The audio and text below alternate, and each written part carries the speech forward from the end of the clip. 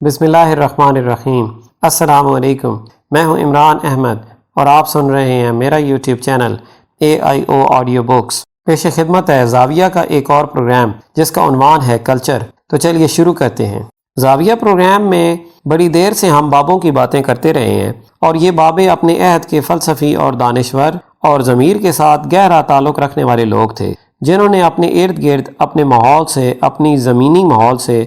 بہت ساری خوشیاں اور آسانیاں اکٹھی کر کے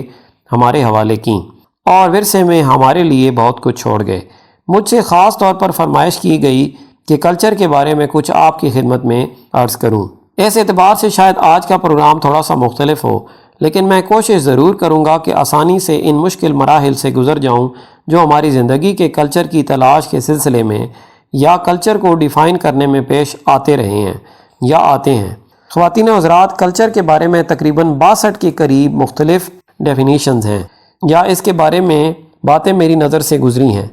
لیکن ماہرین علم انسان اور علم معاشرت کسی خاص حتمی نتیجے پر نہیں پہنچ سکے۔ یعنی ہماری بہت لائق اینتھروپولوجسٹ بینیڈکٹ جیسی خاتون یا فرانس کے بہت بڑے عالم لیوی سٹاس اور پھر ادبی لیول پر TS ایلیٹ، ان سب نے اس کی ڈیفینیشن کی ہے، لیکن میں سچی بات یہ کہ حوصلہ کر کے اور دل پر پتھر رکھ کے بڑی جرأت کے ساتھ سمجھتا ہوں کہ مغرب والوں کو کلچر کی صحیح ڈیفینیشن یوں کرنی نہیں آتی کہ وہ کلچر کو انسانی زندگی کے ساتھ ہی وابستہ سمجھتے ہیں۔ یہ زندگی جو ہم گزار رہے ہیں، لیکن اس کے لیے اس زندگی کو دور تک پھیلانے کی ضرورت ہے۔ جب تک آپ زندگی کو، جس کا تعلق پیدائش اور موت کے درمیانی حصوں سے نہیں بلکہ زندگی کے اس لامتناہی سفر کے ساتھ ہے جو ہیئر سے ہیئر آفٹر تک چلا جاتا ہے، تو ان بیچاروں کو یہی زندگی اور اسی کا علم ہے اور اس کے بارے میں جانتے ہیں۔ اس لیے وہ اکثر و بیشتر یہی کہتے ہیں کہ کسی طے شدہ، کسی مخصوص، کسی گروہ انسانی کے آپس کے تعلقات، ان کے اعتقادات، ان کے کھیل کھلونے، ان کا اٹھنا بیٹھنا، ان کی جرأت و صداقت ان کے کلچر کا حصہ ہیں اور حصہ بنتے ہیں۔ ہم اسی کو تسلیم کرتے ہیں۔ واقعی یہ بات ٹھیک ہے اور صحیح ہے، لیکن میں سمجھتا ہوں جب تک زندگی کے ساتھ آپ موت کو شامل نہیں کریں گے، اس وقت تک زندگی کا پورا مقصد وزن واضح نہیں ہوتا۔ یہ بہت اہم چیز ہے، اور خاص طور پر ہمارے لیے یہ سمجھنا بہت ہی آسان ہے جہاں پر ہم اپنی زندگی کا نذرانہ پیش کر کے موت خریدتے ہیں اور ہیئر آفٹر پر بلیو کرتے ہیں۔ اس ڈیفینیشن میں ہم اگر بہت پیچھے جائیں اور اس کو ٹٹولنے کی کوشش کریں کہ کلچر دراصل کیا ہے، تو آپ مجھ سے زیادہ بہتر جانتے ہیں کہ میلاد آدم سے لے کر اب تک انسان قدیم زمانے میں، پتھر و دھات کے زمانے سے بھی پہلے میں، انسان پہلی دفعہ اکیلا بیٹھ کے یہ سوچنے پر مجبور ہوا۔ اس نے اپنی ذات کے ساتھ 5 بہت اہم سوال کیے اور اس کا جواب نکالنے کی کوششیں کرتا رہا۔ پہلا سوال اس کا یہ تھا کہ یہ جو میرے ارد گرد کائنات ہے، یہ سورج، چاند، بادل، ستارے، بجلی، زلزلے، طوفان، سمندر، یہ کیا ہے، اور یہ سب چیزیں کہاں سے آئی ہیں اور کیسے آئی ہیں۔ دوسرے اس نے یہ سوچا کہ میں خود کون ہوں اور میں کہاں سے آیا ہوں، اور ان ساری چیزوں کے ساتھ میرا کیا تعلق ہے اور کس ریلیٹڈنس کے ساتھ میں ان کے درمیان زندگی بسر کر رہا ہوں۔ تیسرا سوال اس نے یہ سوچا کہ ابھی جو میرے ساتھ مچھلی پکڑنے جایا کرتا تھا، میرا ماموں، میری ماں کا بھائی، وہ کہاں چلا گیا اچانک، اور میری ماں کیوں روتی رہتی ہے اور ہم اس کو پتھروں میں رکھ کے واپس چلے آئے ہیں، وہ کیا ہوا، اور اگر وہ اس طرح کا زندہ نہیں رہا تو کیا اس طرح کا زندہ ہے جس کا میں شعور نہیں رکھتا؟ اگر وہاں اس کی زندگی بھی کچھ ہے تو کیا اس زندگی میں کوئی آڈٹ آبجیکشن ہوتا ہے کہ پیچھے کیسی زندگی بسر کر کے آیا ہوں یا نہیں؟ یہ 5 سوال انسان کی زندگی کے گرد گھومتے ہیں، میرے، آپ کے، ہمارے پرکھوں کے، ہمارے بزرگوں کے، اور انہوں نے ان 5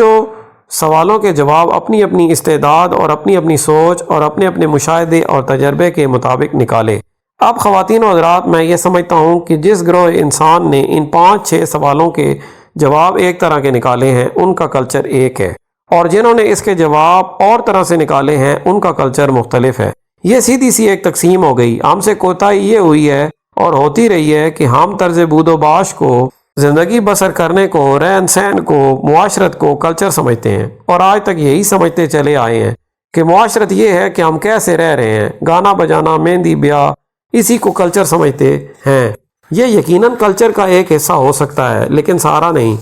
کیونکہ وہ 5 سوال جو ہیں وہ اس سے مختلف ہیں اور اس سے ماورا ہیں۔ اب جب 5 سوالوں کے جواب آپ نے تو نہیں نکالے، آپ کے بڑوں نے نکالے ہیں اور ورثے کے طور پر دے دیے ہیں، تو پھر آپ کے لیے یہ بہت مشکل ہو جائے گا کہ آپ ان لوگوں کے ساتھ مل کر رہیں اس طرح سے جس طرح سے ان لوگوں کے گروہ نے سوالوں کے جواب نکالے۔ آپ کے اپنے ہیں، ان کے اپنے ہیں۔ آپ ایک زمین پر بڑی آسانی کے ساتھ زندہ رہ سکتے ہیں، لیکن سوالوں کے جواب کے حساب سے آپ کا کلچر اور ہوگا، ان کا کلچر اور ہوگا۔ ہم یہ سمجھنے لگتے ہیں، کوئی کہے گا کہ بابا دیکھو ہم بھی وہی گانے گاتے ہیں، ہمارے فوک سانگ بھی وہی ہیں، ہم بھی گانا گاتے ہیں، جتی کھالدہ مروڑا نہیں جھلدی، وہ بھی یہی گاتے ہیں، ہم بھی مہندی پر وہی گاتے ہیں، تو ہمارا کلچر ایک ہی ہوا۔ نہ آپ یہ کہہ سکتے ہیں کہ آپ کے فوک گیت ایک جیسے ہیں، آپ کے رہنے سہنے کا، آپ کا بود و باش کا طریقہ ایک ہو سکتا ہے، آپ کا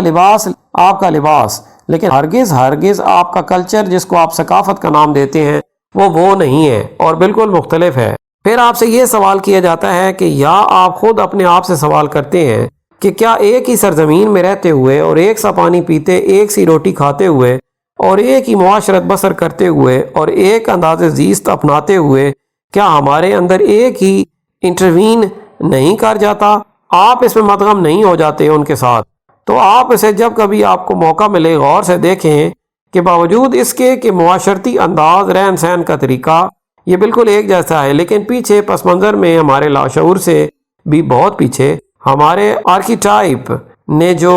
طے کیا تھا ہم اس کے مطابق زندگی بسر کر رہے ہیں، باوجود اس کے کہ ہمارا روزمرہ کا چلن بظاہر نظر آتا ہے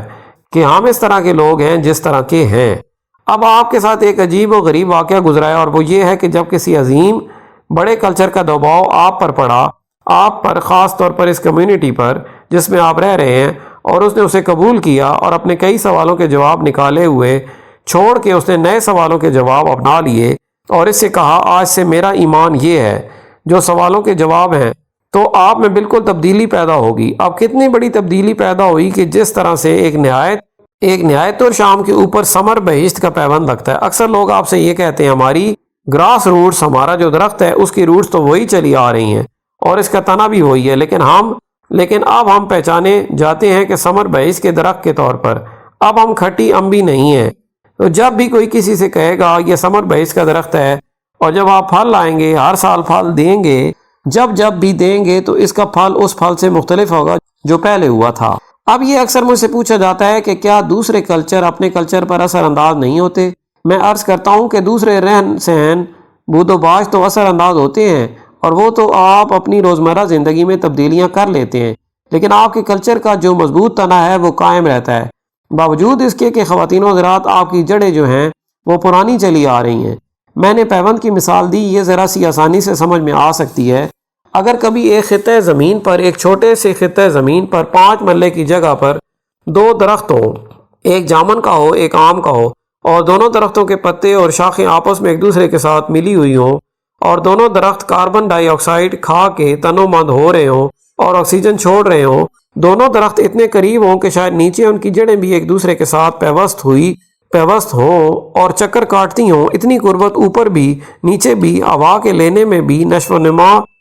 و نما حاصل کرنے میں بھی، پانی بھی اسی جگہ کا لے رہے ہوں، اور یہ سب چیزیں لینے کے باوصف آم جب اپنے سوالوں کے جواب نکالے گا تو اور نکالے گا، جامن جب اپنے سوالوں کے جواب نکالے گا تو اور نکالے گا، حالانکہ وہ ایک ہی جگہ پر ہیں۔ کبھی بھی ایسا نہیں ہوگا کہ جڑوں کے آپس کے ملنے پر کوئی کچھ نہیں ہوگا، کوئی فرق تبدیلی نہیں آ سکتی، شکل و صورت، اس کے پتے، چھال، سب جیسے نظر آئیں گے۔ آپ کہیں گے کہیں جواب نکالنے میں فرق پڑ جائے گا، جواب وہی ہوگا اس کا جو چلا آ رہا ہے۔ مجھ سے یہ بھی کہا گیا کہ اور کہا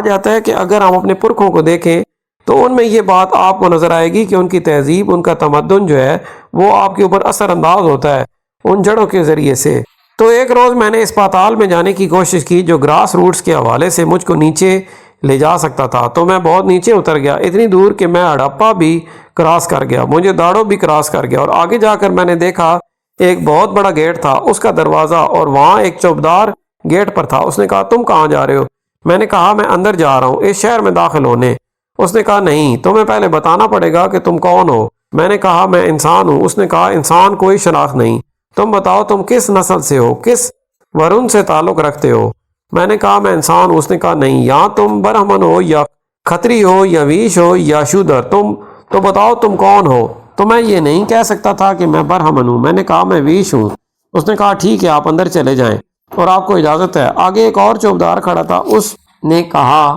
بہت اچھا تو آ گیا، مہاراج ابیراج کا جو ہاتھی ہے وہ نکلنے والا ہے، جو چکر لگائے گا، تو اس کے پیچھے ڈھولک بجاتا ٹال بجاتا جا، کیونکہ مہاراج کی پوجا جو ہے وہ ضروری ہے، ہمارا حصہ ہے۔ تو میں نے اس کے ہاتھ سے گھڑیال لے لیا اور اس کے پیچھے پیچھے بجاتا چلا۔ اور بھی نوجوان لڑکے تھے، مہاراج کے ساتھ سارے شہر کا جو چکر تھا وہ ہم نے پورا کیا، واپس آ گئے۔ تھکا آ رہا شام کے وقت جب میں اپنے گھر گیا تو میری ماں نے مجھ سے کہا تیری بہن کا شوہر یعنی تیرا بہنوئی فوت ہو گیا ہے، تو تیری بہن جوان ہے، طاقتور ہے، تیرا باپ بڈھا ہے، ہم نے اس کو اٹھا کر چتا میں پھینکنے کی کوشش کی ہے، یہ مانتی نہیں ہے، تو آ گیا، اس کو پکڑ، اس کو چتا میں پھینک۔ تو میں نے اس کو اٹھایا، میں طاقتور آدمی تھا، اور لے جا کر جلتی ہوئی چتا میں اس کے خاوند کے ساتھ بھسم کر دیا، اور یہ سین اپنے بہت پاس سے دیکھ رہا تھا۔ جب میں باہر آیا تو میں نے دیکھا یہ تفریق انسانوں کے ساتھ اس تیزی کے ساتھ چلی جا رہی ہے، تو میں نے خدا کا شکر ادا کیا کہ مجھ کو یہ حکم مل چکا ہے کہ گورے کو کالے پر اور کالے کو گورے پر،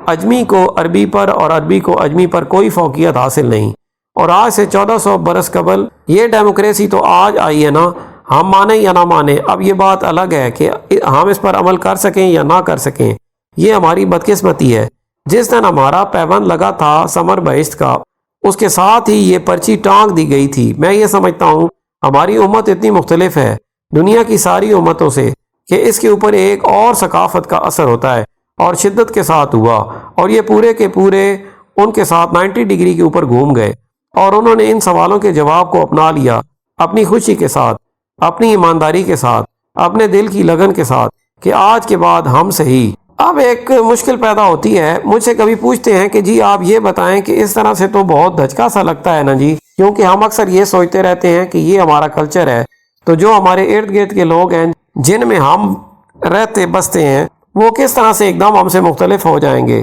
میں کہتا ہوں نہیں، وہ بالکل مختلف نہیں ہوتے۔ اس کو میں اور آسانی کے لیے آپ کو ایک مثال دیتا ہوں کہ فرض کریں ہم جہاز کے اوپر سمندر کا سفر کر رہے تھے، اور اچانک سمندر بفر گیا اور طغیانی آ گئی اور لہروں کی لپیٹ میں جہاز آ گیا، اور جیسا کہ کہانیوں میں ہوتا ہے جہاز بالکل تختہ تختہ ہو گیا، اور ہم لوگ ایک تختے پر